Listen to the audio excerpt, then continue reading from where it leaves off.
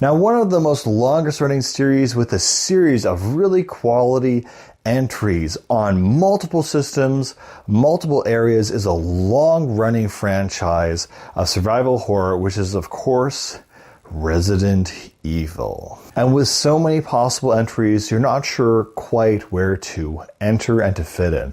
Well, don't worry, because I'm going to start you off with, honestly, the very first game in the series. There are really no bad entries. Well, there are a few bad entries, and we'll get to that. But really, the very first game in the series, Resident Evil, is still an absolute gem. And a lot of people seem to agree to the consensus that the GameCube remake is the de facto remake of the original, where it was kind of limited in terms of the color palette they could use, the dark colors. This remake on the GameCube is actually really impressive. And even graphically for the GameCube, all these pre-rendered cutscenes look really HD, and something you can only kind of achieve with a game of fixed camera angles. As long as the camera isn't moving, you can make a scene as detailed and as beautiful as you want. And a lot of people agree this is the de facto way to start. It's the classic mansion with Chris and Jill's story, and they go throughout doing puzzles and a bit of combat. But again, this game is focused around preserving ammo, managing your items, solving puzzles, and basically just surviving. This is the quintessential experience, and this literally is where you're going to start and still holds up today. So for Resident Evil, you're going to start with the very first game.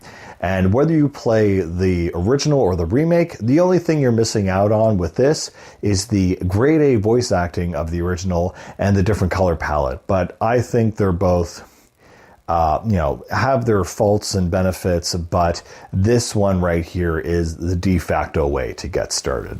After that, we're going to dive into Resident Evil 2. And here's where the big kind of discrepancy kind of comes into being. Now, while, the first game and its remake were kind of made in the same kind of era almost, it was on a upgraded system, from the PlayStation to the GameCube of a generation. But this one and its remake are separated by almost 20 years. It's a much bigger time skip. And because of that, there's a lot of things in Resident Evil 2 Remake that are just so different. It basically is a different game. If you've already played it, that's fine. But as someone who just played the original Resident Evil 2, this game is actually amazing. And it doesn't have all the tropes that I usually look for, which is like music, story, just the gameplay alone and the pacing of it and the multiple story perspectives between Claire and Leon. This is an absolute bombshell of a game, and I can't help but recommend it, the actual original. So from Resident Evil 1, you're going to go to 2, and it's going to be just an absolute blast. The third game, shockingly, is Resident Evil 3 Nemesis. Again, this also has a remake about 20 years apart. And while people don't seem to be very fond of the remake, I can kind of see why. As the original Resident Evil 3, while it is good, it still doesn't quite hold a candle to Resident Evil 2. It's a lot more kind of linear, where you're in this giant cityscape, and the only section of the game that feels like the original mansion and having a hub world to solve puzzles is the clock tower, which apparently they cut in the remake. But what is really different about this game is that in 2, they had Mr. X, or this guy who follows you around, but he's not really a threat. In 3, they focus specifically on that idea, and throughout most of the game, you have Nemesis, who is constantly chasing you throughout the entire game. And he is the major threat to Jill. And that gameplay mechanic becomes synonymous with the fact that, he's on the front cover. It's not Jill, it's not the city, it's literally the guy who's chasing you, the bad guy. So it's definitely a good Resident Evil game. And it's the end of that first trilogy. And what we're going to see, there's trilogies of trilogies, where it's not as strong as how it started off, but it's still a pretty solid game. And from this first trilogy of the classic tank control games, we move on to the next generation. Now, after Resident Evil 3, there is another game that is so renowned, so pure. You know, a lot of games, they go from 2D to 3D and they reinvent themselves. They were going from, you know, early 3D to full 3D. And the jump and the direction that they made one of the greatest games of all time, which is Resident Evil 4. This game is a masterpiece, and specifically the Wii edition that I own. Now, whether you own the GameCube version, PS2, whatever, all equally insanely good, but I actually prefer the Wii version. And why is that? The reticle, not only does it, can you move it freely? And it feels a little bit like cheating, but it feels amazing. And when you lock on or to an enemy or a destructible object, it vibrates a little bit. I was kind of thinking, oh, the Wii version of, this classic horror game can't really be that good. But after going back and replaying it a little bit recently, it really is a benefit that I really can't ignore. This also might be one of those ported games in history, besides Skyrim, as it's on even the iPhone. It's been ported to almost every other system digitally that I know of. It is an absolute classic game. And again, it is absolutely a must play. There's a lot of contention whether this or its remake, again separated by roughly 20 years, is better or worse. I can't really speak to the new one, since I played a bit of it and was mildly impressed. But again, Resident Evil 2, Resident Evil 4 remake, they're going for a kind of different style and a different mood.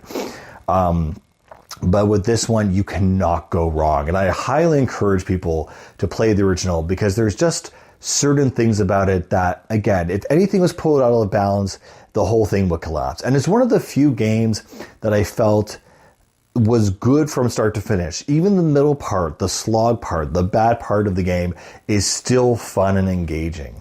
And it is an actual masterpiece, where if you changed or added or removed anything, it just wouldn't be as fun, but it is. And the story, like Leon's characterization, the lighting, everything is just a masterpiece and just completely phenomenal.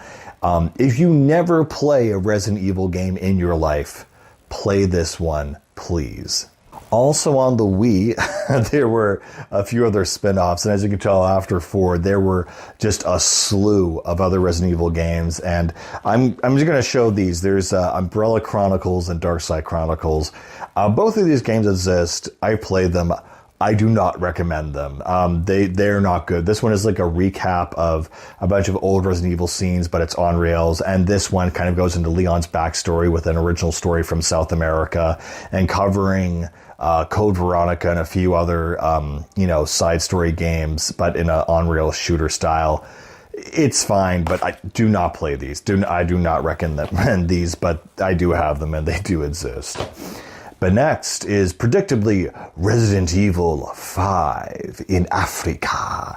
And so this one is a weird game because I like this game a lot. It is really fun, but I feel that, again, with this new era of Resident Evil, it kind of feels more, modernized. And so when they got to next gen, to the HD gen with 360 and PS3, the changes they made, I guess people didn't really like them. The horror elements were very toned down, and they went for a more action-oriented atmosphere. So again, the horror elements, this game is not scary, but it is fun. It is a lot of fun.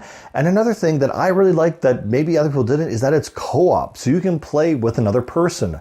And I guess most people might have played this alone, in which case they had the NPC Sheva character, which might have just ruined the experience for them, but I was always playing with someone else, and it was an absolute blast.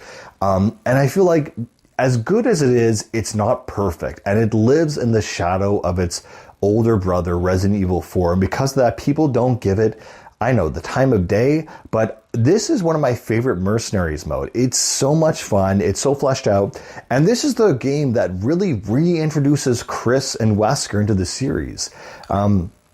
Chris and Wesker are kind of the main character rivalry in the very first Resident Evil. And in 2, it's all about Leon. And 3, it's all about Jill. And 4, it's all about Leon again. And the main antagonist, we started with Wesker, doesn't barely gets any screen time in the first game, but in this game, he is front and center. This is Wesker's game, and his and Chris rivalry is kind of concluded in this game. And it's so important to the overarching story that I just wish more people would talk about it. Again, there are some, issues with, the aiming and the style of the gameplay and how it just didn't really capture that feeling of 4, but it's still good on its own merits. And I really encourage people to play this because it's maybe my second favorite game in the franchise. It's a lot of fun. And this is where things get a little iffy. Around 2012, everything just kind of went haywire. After this game, it was great. They had this other game, which they actually made originally on the 3DS of all things, and then ported it to HD consoles like the 360 and PS3. And that is Resident Evil Revelations. Now, again, I'm kind of trying to focusing on more the mainline games, the numbered ones, for example. But Resident Evil Revelations, I need to talk about this game because the Mercenaries mode or the Raid mode or whatever it's called is so good. It is the most addictive mode I've ever played in all of the games. The main story doesn't really matter. It's kind of, honestly, I don't even remember. It's something about Umbrella, obviously. But the Mercenaries mode in this game is so well done. I got addicted to it. I got addicted to the side content in this game rather than the main story. And I just want to shout it out because it needs to be studied because it pulled me in. I was fully taken hook, line, and sinker by the Mercenaries in this one. Besides this one, I would say 5 and then maybe 8 and then 4 are my favorite Mercenaries, but I'll go on. And then in terms of other weird blunders, 3DS games and alike, there is another game which we need to talk about, which is 6. Now, every single game of this franchise that I'm going to talk about is good. Every single numbered game, mainline entry game is a good game. And it shows how studios are so reluctant to release a game that they know is not good. And 6 is just a stinker. I don't know what to say about it. It includes Chris, Leon, the whole cast of all the previous characters in this giant Avengers-like style final fight where they go around the world. They go to China as the locale for this one, but also other places as well in America. Like it's all over the place. And it just does not have a distinct identity. And Chris and Leon, there are characters that are your side partners in this game that I don't even remember. When they told me that Leon was paired with Helena, I had no idea who they were talking about. So this is a very strange game because it's just memory hold. And again, this is the 3rd series in the 2nd trilogy, and it just feels just not good. And I have nothing good or nothing at all to say about this, except for the 3rd story, which is you have Chris, Leon, and a new character called Jack, who's Wesker's son. And his entire gameplay is hand-to-hand combat with zombies, which is actually kind of cool, kind of novel. I believe he is with Sherry Birkin from Resident Evil 2. I don't know. That's the only highlight I can give of this game. But besides that, it's not even like it's a terrible game and that it's poorly made. It just has no identity. And it's a really weird game that as soon as you finish it, you just don't want to think about it. I don't know how to describe it, but this game is absolutely cursed. Like, by all means, you can skip 6 unless you're disgustingly curious. And then finally, we get to the final or the 3rd trilogy of games for the next generation of consoles where they try to reinvent themselves. They say, okay, well, we did tank control era, we had over-the-shoulder era. Well, we're going to hop on the bandwagon of Western games with the jump scare motif, and we're going to go first-person era. And this is where things got a little iffy, and we start with an entry of Resident Evil 7.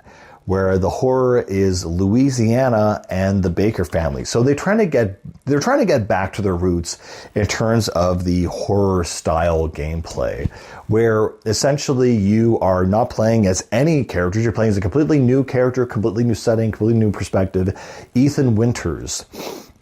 And in this game, you just have to save your girlfriend who's been captured by this cult, basically. So it's a very more realistic. If the previous games were more like zombies and Day of the Dead, this is more like the Texas Chainsaw Massacre. So they're trying to be a lot more gory, a lot more graphic. They're taking inspiration from the horror genre, while like Resident Evil 2 feels more like an action movie, while this one feels more like an actual horror movie that's gory and brutal in your face.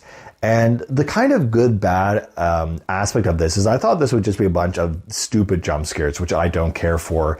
But the actual gameplay, the guns are surprisingly effective. It's really interesting that there's all these very cheap first-person jump scare horror games, but they don't actually have any gameplay. It's like if you made that game, but it actually had gameplay with pistols and shotguns, and you have a flamethrower, and you have a pretty decent arsenal. So when I came into Resi 7 and it was just more than a jump scare simulator, I was very surprised and very pleasantly surprised. And the new thing now in this series, while the original trilogy was the T-Virus, the NES trilogy was a parasite, now there's mold. So there's some silly things in the story that happen that don't make sense, but overall, this is pretty decent, honestly, for what it is. Definitely better than 6, and a palate cleanser, definitely, after the disaster that was 6. Next up, we have a game that tried to rekindle that, feeling of old Resident Evil, which is Resident Evil 8, aka Village. By the way, for 7, I definitely recommend the DLC, because it's actually pretty funny. You punch zombies, but I digress. For 8, they kind of wanted to recreate that Resident Evil 4 feeling, but with Chris. So they literally called it Village. And that was kind of the opening scene for Resident Evil 4. So people kind of, perked up. They said, oh, okay, you're going back to our roots kind of, but, somewhat different. And so this one, there's now lichens. And again, it's a bit dark in some places and a bit more intense. And now you have Chris Redfield, who's part of the story, but he really rarely shows up. He has, a DLC thing in 7, and now he's here in 8. But really, Ethan is still the main character and the main focus. And I don't know if they knew or not, but they kind of decided to end Ethan's story in this game and kind of finish him off. And then there's a whole DLC about Ethan's daughter. And the whole tone of the beginning of this game is like, I'll just say the opening intro is like a Tim Burton sketch somehow. So 8 is definitely better than 7. It has a more fleshed out world. It still has that old school feeling of Resident Evil 4, where you're in this weird European village and you're solving puzzles. The puzzles typically aren't as complicated as I'd like them to be, but the gameplay and the stacking and the kind of progression you do is, I would say, a lot better, and definitely a step up from 7. And finally, that brings us to the most recent entry, Resident Evil 9. This is the one that people have been really hyped up about because this feels like a good game in a long time. And 9 again is a mixed bag in certain ways. And so for me personally, what they decided to do with 9 is they introduced a new character called Grace, and they brought back Leon. So they brought back Chris, now they brought back Leon, and in this one, Grace's sections are only survival horror. These are like the scary sections, and then Leon's sections are the action part. And just honestly up front, Grace's sections just kind of suck. And once you beat them, if you ever have to replay them, you already know the pattern, you have to wait. And it's just a lot of waiting. And if you don't get scared of those parts, it's just a lot of tedium, honestly. But when you get to Leon's part, it is fantastic. He goes to the ruins of Raccoon City, where, Resident Evil 2, where his story started. And it's just such this little open world area where you can go to different zones, do different objectives, upgrade your weapons. It feels really good. And my only complaint is that it left me wanting more. 9, again, the other thing I have to say about 9 is that the tone like this with this third trilogy is just very, very dark. There are parts of this game where you have people who are kind of like killed with plastic bags wrapped around their head in very personal ways. And the tone of it is just really uncomfortable, frankly. But aside from that, Leon's parts are really great, despite some very disturbing scenes, frankly, that are trying to be more disturbing than they are horror-based or shocking. But yeah, 9 is definitely, I would say, actually a step up in the best of this new trilogy. And that is Resident Evil. All 9 games and a few of their spin-offs. It is an expansive, intense series, but you were just going from 1 to 9, the whole brigade, and that's it. So, hey, enjoy and don't worry about 6.